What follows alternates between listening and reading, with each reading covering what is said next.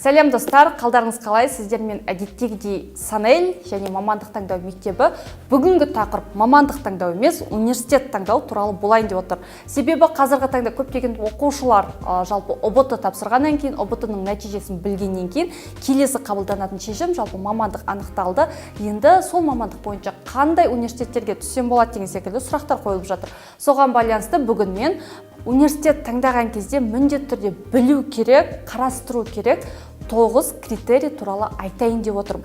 Негізі біріміз дұрыс университет таңдап жатсақ, біріміз университетті қате таңдап жатамыз. Сол себепті де бұл видеоны міндетті түрде кез келген оқушы қарау керек. Себебі әрине сіздер ертең жас маман болғандықтан, 4 жыл бойы белгілі бір университетте оқитын болғандықтан, сол университеттің білімін сізге беретін мүмкіншіліктер туралы міндетті түрде хабарыңыз болу керек. Сонымен ең алғашқы критерий, сіз университетіңізді таңдаған кезде сіз өзіңіздің бағытыңызға сай үздік университетті таңдауыңыз керек. Біз білеміз, көптеген университеттерде бірнеше бағыт бойынша оқытады. Бірақ белгілі бір бағытты, яғни белгілі бір мамандықты ол университетте үздік оқытқанмен, белгілі бір мамандықты төмен оқытады. Сол себепті де сіз өзіңіздің университетіңізді таңдайтын кезде міндетті түрде қай университетте қай бағыт үздік оқытады, қай бағыт нашар оқытатынын біліп алу керек. Егер де мысалға юриспруденция бағытын, яғни құқықтану бағытын, заң саласында мамандықты таңдап отырсаңыз, онда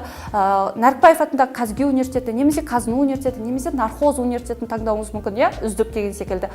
Немесе бухгалтерия саласындағы, қаржы саласында, немесе бизнес саласында мамандықтарды таңдап отырсаңыз, онда КИМЭП университеті, немесе UIB университеті деген секілді осы нақты сіздің мамандығыңызды, сіздің бағытыңызды үздік оқытатын университеттің тізімін жасап алыңыз. Және де сіздер өздеріңіздің мамандығыңыз бойынша университеттерді қарастырған кезде қосымша біздің беріп жүрген, сіздерге көрсетіп жүрген Telegram каналды да қолдансаңыздар болады. Себебі біз ол жерге белгілі бір мамандықты жазғанда, оның астына сол мамандықты оқытатын университеттердің үздіктерін жазып кетеміз. Сол жердегі ақпаратқа да сіздер сүйенсеңіздер болады. Окей? Енді екінші критерийға айтайын. Жалпы бүгінгі критерийдің ішіндегі ең маңыздысы ол сол университеттің бітіріп жатқан түлектері қаншалықты жұмыспен қамтылғанын сіз білуіңіз керек.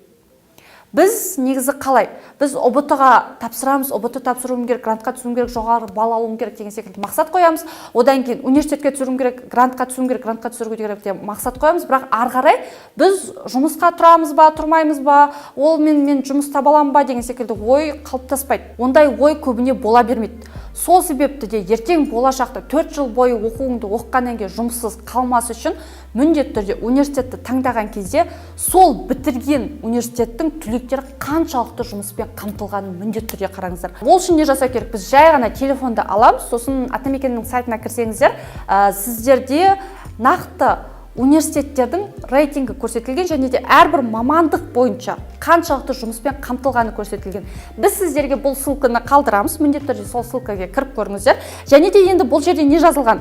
Университеттің аты, сіздің мамандығыңыз, яғни білім беру бағдарламасы, және де ары қарай регион деген секілді көрсетілген. Енді университетқа емес, бірден өзіңіздің білім беру бағдарламаңызға қараңыз. Мысалға делік, ветеринар мамандығы B083 кодын тердік. Одан кейін бізге сол мамандықты оқытып жатқан университеттермен оның жұмыспен қамтылуы көрсетілген. Мысалға, мына жерде Қазақ ұлттық аграр университеті көрсетілген. Ол жерде ветеринар мамандығы жұмыспен қамтылуы 70% көрсетілген екен. Одан кейін Байтұрсынов атындағы Қостанай университетін көрсетілген. Ол жерде жұмыспен қамтылу 68%. Дәл солай сіз әртүрлі университеттерді астынан шығып келеді, көрсетіледі. Осы сайт арқылы сіз өзіңіздің мамандығыңыздың жалпы білім беру бағдарламасының қаншалықты қай университетте жұмыспен қамтылғанын көрсетілген. Және де ол жерде тағы да бір плюсы, сол бітірген түлек сол жұмысты табу үшін шамамен қанша ай аралығында іздейтін. Мысалға, кейбір университеттің түлектері жұмысты 1,5-2 айдың аралығында іздеген, кейбіреулері жарты айда іздеген. Яғни сол арқылы жұмыс тауып, ары қарай жұмысқа тұрған деген секілді ақпарат көрсетілген. Міндетті түрде осымен танысып шығып, сіздің мамандығыңызды оқытатын үздік университеттерді, жалпы жақсы университеттерді, және жұмыспен қамтылу жақсы университеттерді бір қарап шыққан дұрыс деп айтамын. Үшінші критерий оқытушылардың біліктілігі. Енді ол кісілерден тәлім алатын болғандықтан сіздер міндетті түрде сіздерге болашақта кім сабақ беретін, қандай мұғалімдер, қандай оқытушылар, қандай деңгейде, қандай ғылыми жобалар жасағанын міндетті түрде қарап шығуыңыз керек.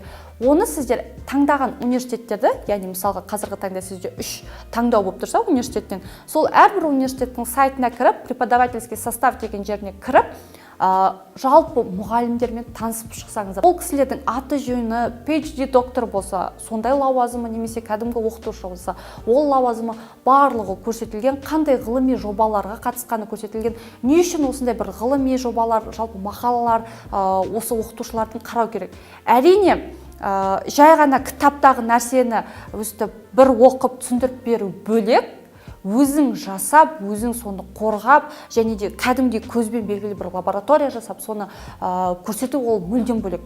Яғни өзі жай ғана кітапты теория бағытында емес, қосымша практикамен де өзін дәлелдеткен мұғалімдер, оқытушылар, әрине олар мықты болады. Олардың берген білімдер де мықты болады, және де сол мықты мұғалімдерден шыққан оқушы әрине сіздер де мықты боласыздар. Ары қарай кеттік. Төртінші критерий лаборатория. Жалпы практикалық бөлмелер, кабинеттер қаншалықты бар.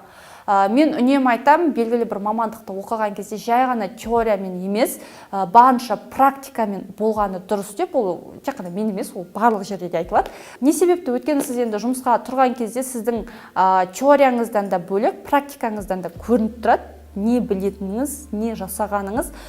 Сол үшін де, егер де сіз IT саласына барсаңыз, сол IT саласындағы әртүрлі роботизация болсын, ол 2D болсын, ол 3D болсын, осы бағытта арнайы кабинеттер бар ма? Microsoft белгілі бір серіктестермен жасалған кабинеті бар ма? Немесе бір инженер болсаңыз, инженерге арналған қаншалықты мықты лабораториялар бар? Химикке арналған барлық жабдықтар жасалған ба? Ол барлық, яғни химияның 14 түрі бар, сол 14 түріне байланысты әрбір пәнді, әрбір бағытты мықты оқытатын, оны көрсететін, көзбен көрсететін лабораториялар, практикалық кабинеттер жабдықталған екен қарауларыңыз керек. Оны енді сіздер айтып кеткенде әрбір университеттің сайттарынан қарай аласыздар, және университеттердің білесіздер, YouTube каналдары бар. Ол жерде де олар барынша таныстыруға тырысады. Арнайы видеолар қазіргі таңда кез келген университеттің әлеуметтік желіде бар болғандықтан оның барлығын ашық көрсетеді, міндетті түрде танысып шығу керек. Өйткені теория бөлек, теорияны оқығанмен де сіз оны практикамен жасамасаңыз, ол сіздің есіңізден шығып кетеді. Ал егер де сіз оқыдыңыз, оны практикамен жасадыңыз қолмен, сол кезде сіздің есіңізде сақталады. Сол үшін де ол өте қатты маңызды критериялардың біріне кіреді. 5-ші критерияға келдік. Негізі білесіздер, егер көрген жандар болса, мен университет таңдау туралы бір видео шығарғам 1 жыл бұрын. Оны біреулеріңіз көрген шығарсыздар, біреулеріңіз көрмеген шығарсыздар. Сол себепті бүгінгі видеода мен сол видеода айтылған ақпараттарға қосымша, осы 1 жылдың ішінде тағы да жинаған ақпараттармен қосып 9 критерийді жасап отырмын, және де сол видеода айтылған тағы бір критерий, және де 5-ші критерий осы видеодағы, ол студенттік көзқарас. Ол өте маңызды. Енді айттық, жаңағыда әлеуметтік желі болғандықтан, қазіргі таңда маркетингтің құралы болғандықтан кез келген университет өзін күшті қылып көрсетеді. Бір университеттің сайтына кірсең, немесе бір университеттің инстаграмына кірсең, ол жақта да күшті, екінші университетке кірсең, ол жақта да күшті, анаған да түскің келеді, мынаған да түскің келеді. Сондай болып қалады. Сол кезде сіздерге көмектесетін ол студенттік көзқарас. Сол университетте оқып жатқан студенттермен барынша сөйлесу керек. Ол үшін мысалға мен ВК группаларын қолданам. Сіз қай университетке түскіңіз келіп отыр? Егер де Сәтбаевқа түскіңіз келе ме? Сәтбаев университеті деп ВК-ға сообщество деген жерге жазып, сол жерде группалардың ішінде пабликтер бар, сол жерде студенттер отырады. Сол жердегі обсуждениеға кірсеңіз, сол өзіңіздің сұрағыңызды қойсаңыз болады. Кез келген сұрақ. Мысалға мен де Қазақ ұлттық университетіне Казгуға түскен кезде міндетті түрде сол группаға кірген болатын. Сол жерде Казгуград деген бір группа бар, одан кейін Признавашки Казну деген, яғни Казнудың студенттер отыратын 10 шақты группа бар. Ол жерде 100 мың, 20 мың, 30 мың подписчигі бар. Барлық отырған адамдар ол студенттер. Сол себепті де мен кіресіңді кез келген сұрағыңды қоясың. Ол мамандық бойынша, ол университет бойынша, ол жатақхана бойынша, ол библиотека, яғни кез келген сұрақтарыңызды сіз сол жерге қойып, барынша түсініп, сол жерге жазып, өздеріңіздің көкейлеріңізде сұрақтарға жауап ала аласыздар. Мен де сөйтіп сол Казнудың группасына кірдім.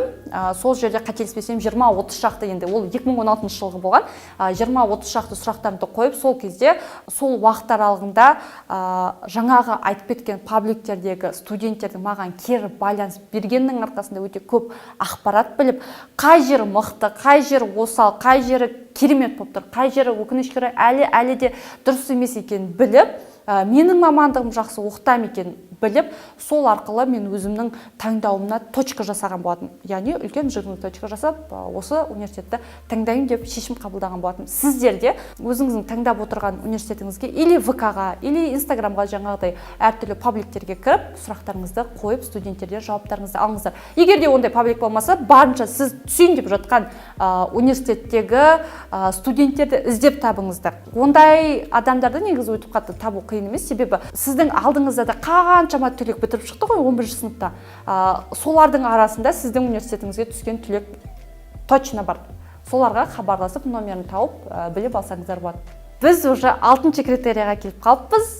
Бұл критерийға мен университеттің оқу ақысын қосып отырмын.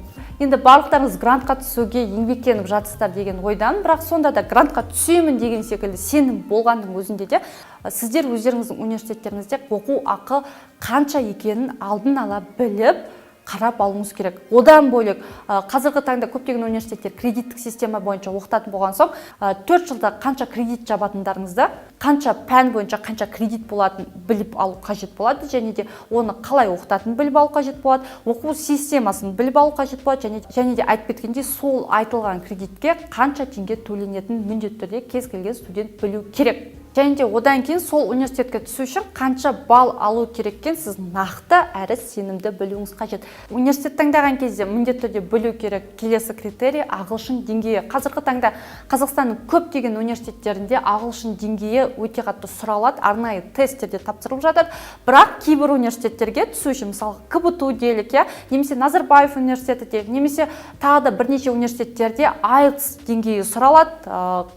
5-тен жоғары немесе 6-дан жоғары деген секілді белгілі бір қағидалар, талаптар бар. Егер де сіздер сол талап бойынша ақпараттар іздемесеңіздер, грантқа түсіп тұрсаңыз да, жоғары балл алып тұрсаңыз да, ертең ағылшыныңыз төмен болса, ертең оқу сізге тіпті қиын болады. Сол үшін де міндетті түрде сіздер осы кездің өзінде ағылшынға дайындалыңыздар, әлі уақыт бар. Біріншіден, екіншіден, университеттерде ағылшын деңгейі қаншалықты сұралатын біліп алу керек. Кейбір университетте керісінше ағылшын деңгейі сұралғанымен де сол жаққа университетке барсаң, арнайы өздерінің тесттерін тапсырсаң, сен элементарисің ба, немесе интермедиатсың ба, немесе одан жоғары деңгейсің ба, бөліп сенің деңгейің бойынша группалармен оқытуға да болады. Яғни университеттерде сондай да мүмкіншіліктер бар. Сол үшін де сенің таңдап отырған университетің IELTS сұрай ма, оны сұрамайды ма, немесе сол жақта тест тапсырсаң, университетке барған кезде қаншалықты деңгейде болу керек екен, университетке хабарласып,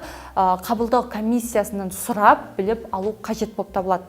Келесі критерийға кеттік. 8-ші және де 9-ші критерий. 8-ші критерий университеттің орналасуы. Біз көбіміз әртүрлі регионда орналасқанбыз, ауылда аймақтан немесе қаладан болған шығармыз. Мысалға, менің өзім Қызылорда облысының кішкене ғана Байқоңыр қаласының тумасы болғам. Міндетті түрде сіздер университет таңдаған кезде қай қала, қай жерде орналасқан, оның ауа райы қандай, ол жаққа түсу үшін сіздің денсаулығыңыз жарайды ма, жарамайды ма? Мысалы, кейбіреулер болады, салқыннан аллергия болады. Кәдімгі үстіне жара шығып кетеді. Егер де сізде сондай салқыннан аллергия болса, сіз Астанаға немесе Өскеменге немесе бір солтүстік аймақтағы университетке шынымен де түсе аласыз ба? Соны ойлану керек. Немесе кейбіреулер ыстыққа шыдамайды. Сол үшін Шымкентке немесе Қызылордаға түскісі келмейді деген секілді нәрсе бар. Сондай нәрселерді қарастырып, университеттің қай аумақта орналасқан және де сол аумаққа сіз бара аласыз ба? Сіздің денсаулығыңыз жарай ма? Оған мүмкіншіліктер болады ма? Және де оған ата-анаңыз түсіруге рұқсат береді ма? Соның барлығын міндетті түрде біліп, қарап көру керек. Және де соңғы критерий ол жатақхана. Енді барлықтарыңыз білесіздер, енді айтып кеткенде мен секілді кішкене ғана бір қалашықтан келген түлектер бар, басқа бір ауылда аймақтан келген студенттер бар. Алматыда туысқаны болмауы мүмкін, немесе Астанада туысқаны болмауы мүмкін, немесе таныстар болмауы мүмкін, жататын жері болмауы мүмкін. Сол үшін жатақхана қажет болады. Енді ертең сіздер қиналып қалмас үшін, квартираға келмей жатып квартираға шықпас үшін міндетті түрде университеттеріңізде сол университетте жатақхана бар ма, және де оқып жатқан студенттердің барлығына, бірінші курстың барлығына жатақхана берінеді ма? Кейбір университеттерде жатақхана болғанымен де орын жетіспей жатады. Енді қазір карантин болған соң, енді қазір пустой болғанымен де ертең офлайнға қайтып оралған кезде жетіспей қалуы мүмкін. Сондай жағдай болмайды ма? Соның барлығын алдын ала біліп алу қажет.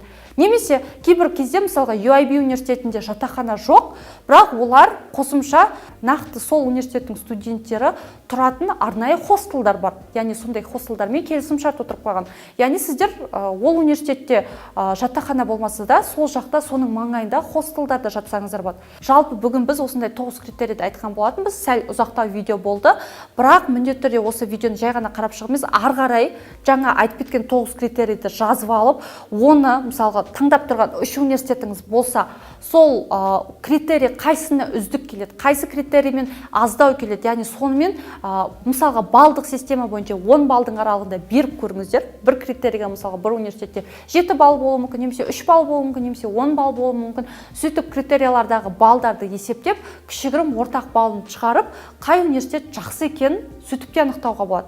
Яғни осындай тактиканы да қолданып көрсеңіздер болады. Түсінікті деп ойлаймын. Достар, міндетті түрде университетті таңдаған кезде жай ғана өстіп, әйтеуір біреуіне түсе салайын, достарым осыған түсіп жатыр екен, немесе барлығы осы университетті күшті деп жүр, соған түсе салайын деген ой болмасын. Сіздердің ары қарай жұмысыңыз, сіздердің ары қарай табыстарыңыз осы университеттегі алатын біліміңізге тікелей тәуелді болғандықтан, тікелей байланысты болғандықтан, сіздер университетті де мамандық таңдаған секілді жауапкершілікпен қарауыңыз керек. Және де сондай жауапкершілікпен қарасаңыздар, ары қарай сіздер өкінбейтін боласыздар. Достар, барлықтарыңыз түсіндіңіздер деп ойлаймын, ұқтыңыздар деп ойлаймын. Міндетті түрде орындаңыздар, университеттеріңізді дұрыстап таңдаңыздар. Және де бүгінгі біздің видеомызға лайк басып, комментарий жазып, достарыңызбен бөлісуді ұмытпаңыздар. Достар, келесі кездескенше.